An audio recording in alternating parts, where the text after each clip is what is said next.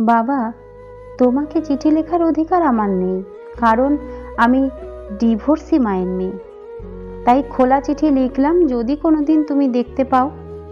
বাবা, তুমি কেমন আছো খুব জানতে ইচ্ছে করে। আমি কোনোদিন পাইনি বাবা নামক বটবৃক্ষের ছায়া। জানো বাবা, যখন আমি ছোট ছিলাম সবাইকে দেখতাম তারা তাদের বাবার কোলে চেপে ঘুরে বেড়াচ্ছে। আমার খুব ইচ্ছে হতো বাবা তোমার কোলে চেপে ঘুরে বেড়াতে। আমি বুঝতে পারতাম না তুমি কেন আমাদের পাশে নেই। জানো বাবা, আমি যখন একটু বড় হই তখন মাকে জিজ্ঞেস করেছিলাম আমার বাবা কোথায়। মা বলেছিল তোমার সাথে মায়ের ডিভোর্স হয়ে গেছে। আমি মায়ের কাছে খুব ঝোঁক করেছিলাম তোমাকে শুধু একটিবার দেখবো বলে। হ্যাঁ, মা আমাকে নিয়ে গিয়েছিল তোমার কাছে, কিন্তু তোমার বাড়ির লোক আমাকে একটিবারও তোমাকে দেখতে দেয়নি, একটিবারও না। আমি তো শুধু তোমাকে দেখতেই চেয়েছিলাম বাবা, জানতে চেয়েছিলাম বাবা কেমন হয়, বা আমার বাবা কেমন দেখতে। না, দেয়নি দেয়নি ওরা তোমাকে দেখতে। আমি আর মা কাঁদতে কাঁদতে বাড়ি ফিরেছিলাম। জানো বাবা, তোমাকে নিয়ে আমার বন্ধু বান্ধবীর কাছে অনেক প্রশ্নের সম্মুখীন হয়েছিলাম। আমি নিরুত্তর থাকতাম। জানো বাবা, তোমাকে নিয়ে যত কল্পনা, তোমার ভালোবাসা পাবার আকাঙ্ক্ষা, তোমাকে একটিবার বাবা বলে ডাকার ইচ্ছা, তোমাকে নিয়ে যত কষ্ট আমি ডায়েরিতে লিখে রাখতাম। সেই ডায়েরির লেখা পড়ে আমার বান্ধবীরা হো হো করে কেঁদেছিল। আমার জীবনের সবচেয়ে বড় পরীক্ষা মাধ্যমিক। সবাই তার মা বাবার সাথে যাচ্ছে পরীক্ষা কেন্দ্রে। মনে মনে চেয়েছিলাম তুমি যদি একটিবার আসো। না, তুমি আসোনি। পরীক্ষার সিটে বসে দেখেছিলাম সব বান্ধবীর বাবারা তাদের মাথায় পিঠে হাত বুলিয়ে সাহস দিচ্ছে।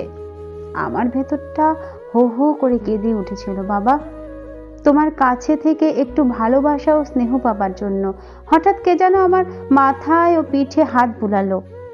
আমি এক মুহূর্তের জন্য ভেবেছিলাম তুমি এসেছো, তারপর দেখলাম তুমি না, আমার এক বান্ধবীর বাবা আমাকে সান্ত্বনা দিচ্ছে।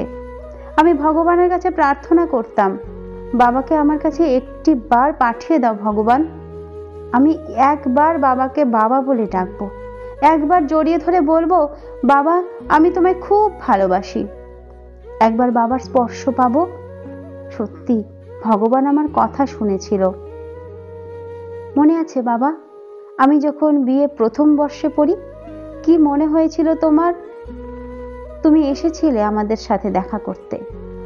আমি যে কি খুশি হয়েছিলাম তা ভাষায় প্রকাশ করতে পারবো না। আমি তোমাকে আমাদের কলেজে নিয়ে গিয়েছিলাম, আমার সব বান্ধবীরা তোমাকে প্রণাম করেছিল। মনে আছে বাবা তোমার? তোমার সাথে একটা ফটো তুলেছিলাম, সেই ফটো আমি সযত্নে তুলে রেখেছি। ওই ফটোটাই আমার সারা জীবনের স্মৃতি। তারপর কত বছর পেরোলো, তুমি আর আসোনি। আমার বিয়ে হলো, কন্যাদান করতেও তুমি এলে না।